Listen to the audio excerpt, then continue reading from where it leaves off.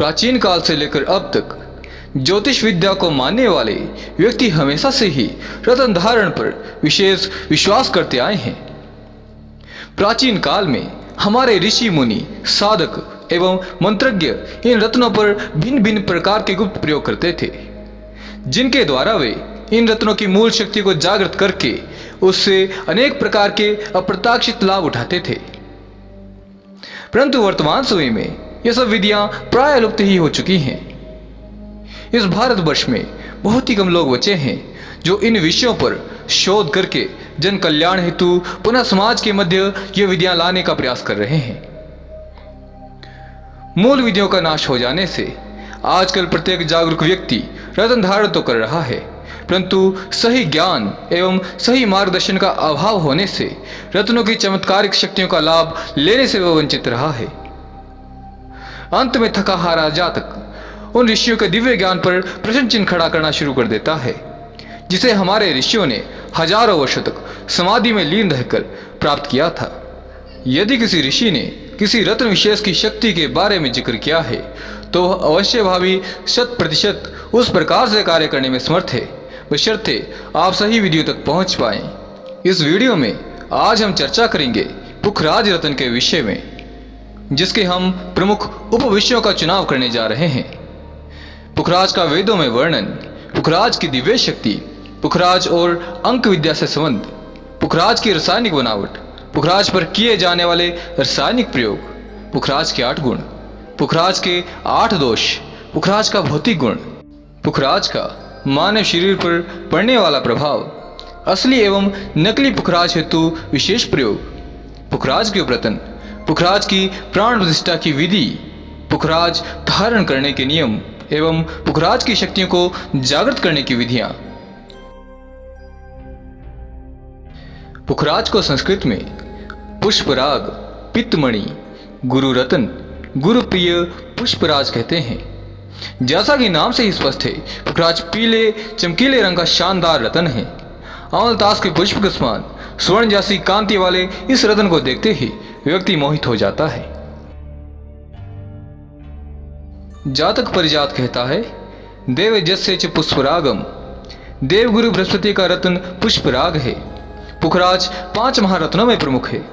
जैसे देवगुरु बृहस्पति सदैव शुभ कर्मों में प्रवृत्त रहते हैं और सभी का भला चाहते हैं, वैसे ही पुखराज रत्न प्राणी मात्र को शुभ कर्म करने के लिए प्रेरित करता हुआ सबका कल्याण एवं मंगल करने वाला रत्न है।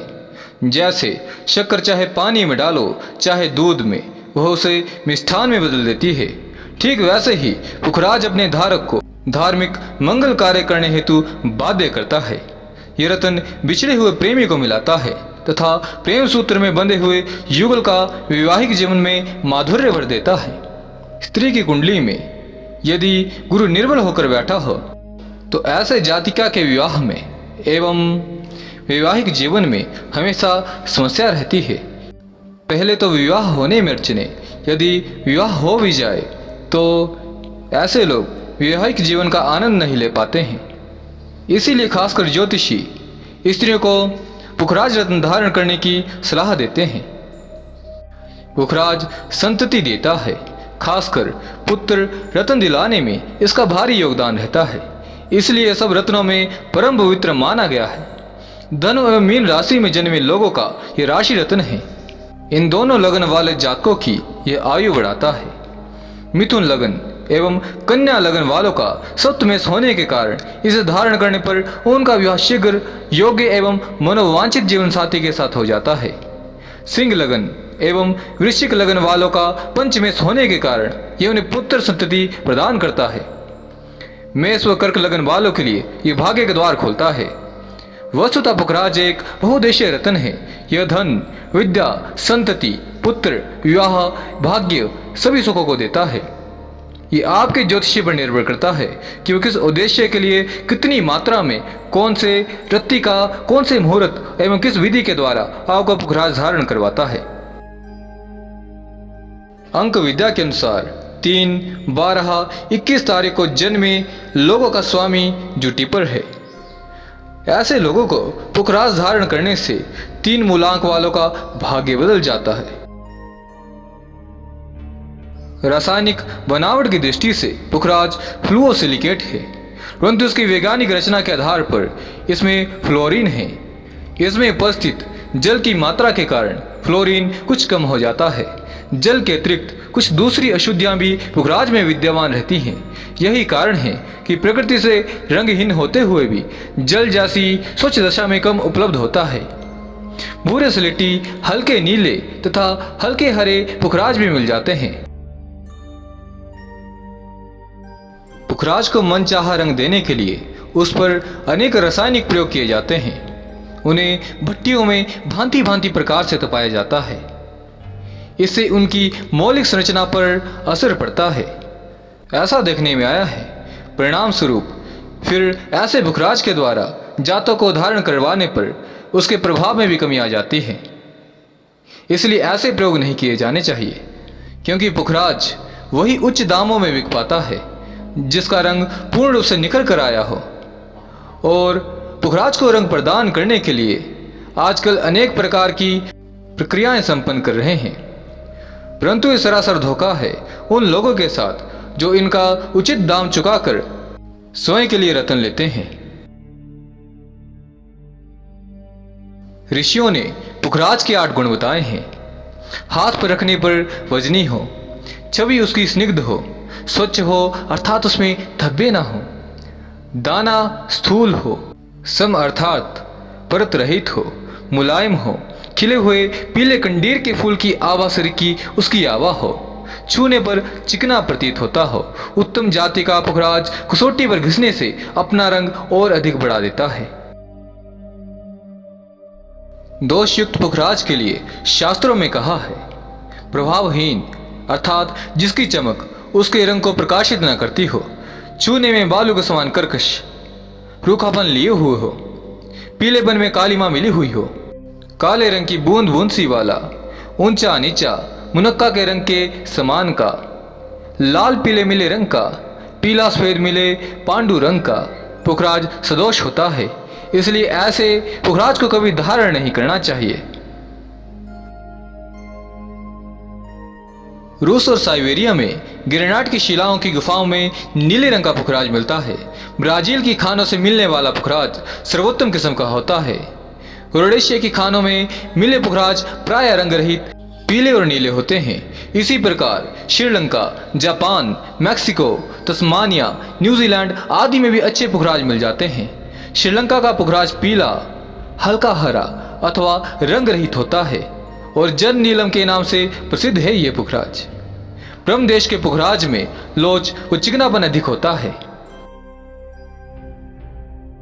शुद्ध पुखराज की कीमत 12,000 से शुरू होकर 80,000 तक जाती है, परंतु जो जातक पुखराज असली धारण करने में समर्थ न हो वो पुखराज के उपरतन अवश्य धारण कर सकते हैं। हालांकि उनमें वो ऊर्जा तो नहीं होती है, परंतु फिर भी उसका दिशांश शक्ति अवश्य रखते हैं। ये पुखराज के उपरतन के रूप में आप सुनहला अथवा लेमन टोपाज धारण कर सकते हैं।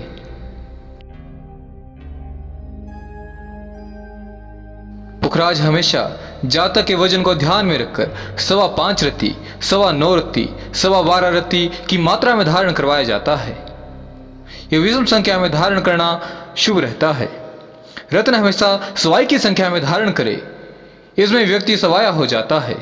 कोई भी रत्न खासकर पुखराज पौना ना खरीदे, अन्यथा व्यक्ति पौना ही रह जाता है। पूर्णता को अपने लक्ष्य व सिद्धि की प्राप्ति जातक नहीं कर पाता है। पुखराज की प्राण प्रतिष्ठा गुरु पुष्य, रवि पुष्य जैसे सर्वश्रेष्ठ मुहूर्त में करनी चाहिए, क्योंकि ये सिद्ध मुहूर्त उस अनंत ऊर्जा के भंडार को जागृत करने में सहायक सिद्ध होते हैं। अन्यथा कोई भी स्वार्थ सिद्धि योग, रवि योग जो गुरुवार को पड़ता हो, इसके लिए श्रेष्ठ है। इसकी प्राण प्रतिष्ठा भी योग्य आचार्य के द्वारा ही करवाए, क्योंकि पूर्ण विधिवत प्रतिष्ठा न होने से आप उस अनंत शक्ति के भंडार तक पहुंचने में असमर्थ हो जाते हैं। फिर पुखराज आपको वैसे परिणाम नहीं दे पाता है जैसे आप कल्पना करते हैं और जैसा आपने शास्त्रों में पढ़ा है। मैंने पुखराज के अनेक रहस्यों को आपके समक्ष उजागर किया है। आप जब भी पुखराज लें तो लेने से पूर्व इन दोषों एवं गुणों को भली भांति परख लें। और जो भी जातक रत्नों से संबंधित कार्य करते हैं उनसे मेरा एक छोटा सा निवेदन है कि वे समाज को अशुद्ध एवं नकली रत्न प्रदान ना करें, क्योंकि इससे हमारी भारतीय ज्योतिष विद्या ही कलंकित होती है। ऐसे लोगों का फिर ज्योतिष विद्या पर पूर्ण विश्वास उठ जाता है। यदि आपको पूर्ण शुद्ध पुखराज प्राप्त ना हो पाए तो ऐसी स्थिति में आप हमसे भी पुखराज ग्रहण कर सकते हैं। इस हेतु हमारे संपर्क सूत्र आपको डिस्क्रिप्शन बॉक्स में प्राप्त हो जाएंगे। आप हमें व्हाट्सएप कर सकते हैं, परंतु मेरा एक छोटा सा निवेदन है कि हम कॉल उठाने में समर्थ रहेंगे। शीघ्रातिशीघ्र जैसे संभव हो हम आपके प्रश्नों का उत्तर व्हाट्सएप पर दे देंगे। और यदि आप अपने जीवन के भूत, भविष्य, वर्तमान के रहस्यों को जानना समझना चाहते हैं एवं उनके प्रश्नों के उत्तर तलाश करना चाहते हैं तो आप हमारे प्रवृत्त ज्योतिषियों से संपर्क कर सकते हैं। इनके संपर्क सूत्र भी आपको डिस्क्रिप्शन में प्राप्त हो जाएंगे। समाज सेवा के कल्याण हेतु इन ज्योतिषियों ने अपने शुल्क निमित्त मात्र रखे हैं। आप भी इनका पूर्ण लाभ उठा सकते हैं। रहा प्रश्न प्राण प्रतिष्ठा की गुप्त विधियों का, तो आपको वह पूर्ण विधियां पुखराज के साथ ही लिखित रूप में भेज दी जाएंगी। और यदि फिर भी आपके मन में कोई शंका, कोई प्रश्न बाकी हो तो आप हमसे कमेंट के माध्यम से उससे पूछ सकते हैं।